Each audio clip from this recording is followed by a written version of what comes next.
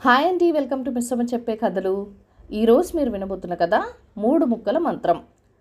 వల్లభాపుర గ్రామానికి అల్లంత దూరంలో ఉన్న పాతకాలపు చింతతోపులోని చెట్టు మీద మరకుజ్జు పిశాచం ఒకటి నివాసం ఏర్పరచుకున్నది. దాని పక్కనే ఉన్న శ్మశానంలోని పిశాచాలు, చిచ్చి నువ్వొట్టి అల్లరిపోతువి, నీ ముఖం చూడటమే రోత, మా బోటి వాళ్ళ మధ్య ఉండగ తగవు అంటూ సంవత్సరం కిందట తరిమేశాయి. ఒకనాటి అర్ధరాత్రి వేళ దానికన్నా పొట్టిగా ఉన్న మరొక మరగుజ్జు పిశాచం చింతతోపులోకి వచ్చి మరగుజ్జు పిశాచాన్ని చూసి ఆనందంతో, ఇవాళ అమావాస్య, ఆదివారం, ఆ పైన అర్ధరాత్రి, ఆహాహా అంటూ దాని పక్కన చేరి మనిద్దరం కలిసి జట్టుగా ఉందాం, నా పేరు పిల్లి పిశాచం, మరి నీ పేరేంటి అని అడిగింది.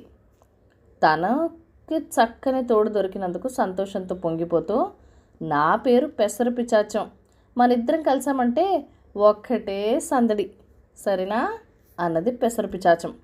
ఆ రోజు మొదలు పిల్లి పెసర పిశాచాలు రెండు దారిన పోయే వాళ్లను నానా అలరి చేయటం ప్రారంభించాయి. ఇలా ఉండగా ఒకరోజు చీకటి పడే వేళ 6 గూడు బళ్ళు అమిత కోలాహలంగా అటికేసొచ్చాయి. బళ్లల ఒంటి నిండా నగలతో పట్టు చీరలు ధరించిన చాలామంది ఆడవాళ్లున్నారు. పిల్లి పెసర పిశాచాలకు ఆ బళ్లలో ఉన్నది పెళ్లివారని తెలిసిపోయింది. మనం వీళ్ల వెంట గ్రామంలోకి వెళ్ళి పెళ్లివారింటికి వెళ్దాం, అక్కడ పెళ్లి వాళ్ళ మధ్య నానా అల్లరి గొడవలు ప్రారంభించి వినోదిద్దాం అన్నది పిల్లి పిశాచం. సరి నేను అనుకుంటున్నదే నువ్వు చెప్పావు, పద పద అన్నది పెసర పిశాచం. ఆ తర్వాత రెండూ కలిసి బళ్లతో పాటు పెళ్లివారిల్లు చేరి గుట్టు చప్పుడు కాకుండా అక్కడ పట్టె మంచాలు ఉన్న పెద్ద గదిలోని అటక మీద చేరాయి. మనం ఈ పెళ్లి జనాలకు కనిపించకుండా ఉంటూ కొత్త తరహాలో నానా రభస చేయాలి అన్నది పెసర పిశాచం. కొత్త తరహాలోనా అంటూ పిల్లి పిశాచం కాసేపు తలగొక్కొని, ఆహా గుర్తొచ్చే విను, నేను లోగడ తుమ్మెలపాలెం దాపులో ఉన్న నీటివాగు దగ్గర చెట్లలో ఉంటుండగా రోజు నడిరాత్రి వేళ ఒక ముసలి పిశాచం వాగు దగ్గరికి వస్తూ ఉండేది. అది కళ్ళు మూసుకుని ఏదో గొణుక్కుంటూ మధ్య మధ్య ఒక దోసెడు నీళ్లు తాగుతూ ఉండేది. నేనొక రాత్రి దాని ముందు కూర్చొని అది కళ్ళు తెరవగానే ఏదైనా మంత్రం నేర్పమన్నాను. ముసల్ది అలాగే అని, నువ్వేనాడు ఇక్కడికి రాకూడదు అని 3 ముక్కల మంత్రం నేర్పింది అన్నది. మరి ఆ మంత్రాన్ని ఆ పెళ్లి వాళ్ళ మీద ప్రయోగిద్దామా అన్నది పెసర పిశాచం. ప్రయోగిద్దాం, నేను మంత్రం పఠించగానే నువ్వు అస్తు అన్నావంటే ఎదుటి వాళ్ళు ఏమంటే అది జరిగిపోతుంది అన్నది పిల్లి పిశాచం. అంతలో ఆ గదిలోకి భోజనాలయ్యాక పెళ్లి కూతురు, ఆమె తల్లి తండ్రి వచ్చారు. పెళ్లి కూతురు పెట్టెలోంచి ఒక పట్టు చీర తీసి, ఇది అమ్మ ముహూర్తం వేళ కట్టుకోబోయే చీర, బాగుందా నాన్న అని అడిగింది. చీర బాగానే ఉన్నదే, మరి ఖరీదెంత అన్నాడు పెళ్లి కొడుకు తండ్రి. 1000 రూపాయలు నాన్న అన్నది పెళ్లి కూతురు. పెళ్లి కూతురు తండ్రి కోపంగా భార్యకేసి చూస్తూ, నీ కడుపు కాలా, అంత ఖరీదైన చీర కొంటావా అన్నాడు. ఆ వెంటనే అటక మీద నుంచి పిల్లి పిశాచం 3 ముక్కల మంత్రం పఠించింది. పెసర పిశాచం అస్తు అన్నది. మరుక్షణం పెళ్లి కూతురు తల్లి, అయ్యో మంట అంటూ అరిచి, నోట్లో ఏ శనగాడిని పెట్టుకుని ఉన్నావో కానీ కడుపు కాలిపోతున్నది, చి నీ ముఖం మండ అన్నది. పిల్లి పిశాచం 3 ముక్కల మంత్రం పఠించడం, పెసర పిశాచం అస్తు అనడం జరిగిపోయింది.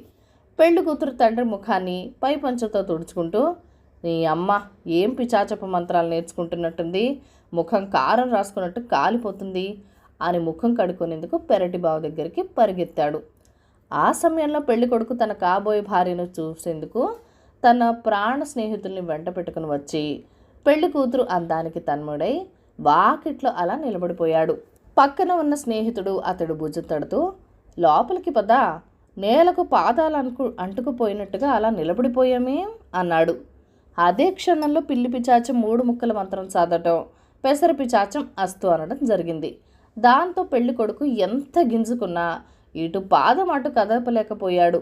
పెళ్లి కూతురు గదిలో ఈ వింతలు విపరీతాలు జరుగుతున్న సంగతి విని పెళ్లికొచ్చిన వాళ్ళు చాలామంది గది ముందు గుమిగూడారు. వాళ్లలో అక్కడికి వచ్చిన పెళ్లి కూతురు అవ్వ ఊతకర్రను నేలకు తాటించి, కడిగిన ముత్యం లాంటి నా మనవరాలు పెళ్ళి గిట్టని వాళ్ళెవరో మంత్రతంత్రాలు ప్రయోగిస్తున్నట్టున్నది, ఇన్ని ఉప్పు గళ్ళు 4 ఎండుమిరపకాయలు తండ్రా అంటూ కేకపెట్టింది. బంధువుల్లో ఒకరు ఆమె అడిగినవి తెచ్చిచ్చారు. అవ్వ వాటిని అన్ని వైపులకు విసిరివేస్తూ అల్లరి చిల్లరు పనులు చేయటానికి గదిలో చేరిన గాలి ధూళి పిచాచాలన్నీ గాడిదల్లా ఓండ్ర పెడుతూ పారిపోవాలి అన్నది. పెళ్లివారి పాటలు చూసి ఆనందం పట్టలేకుండా ఉన్న పిల్లి పిచాచం అలవాటుగా 3 ముక్కల మంత్రం పఠించింది. అదే అలవాట్లో పెసరు పిచాచం అస్తు అనేసింది. అంతే, పిచాచాలు 2 గాడిదల్ల రూపంలో అటక మీద నుంచి కిందకి దూకి ఓండ్ర పెడుతూ పెరట్లోకి పరిగెత్తి గోడ దూకి చింతతోపుకేసి పారిపోయినాయి. పిశాచాలు పారిపోగానే పెళ్లి కూతురు తల్లి తండ్రి ఎప్పట్లాగే అయ్యారు.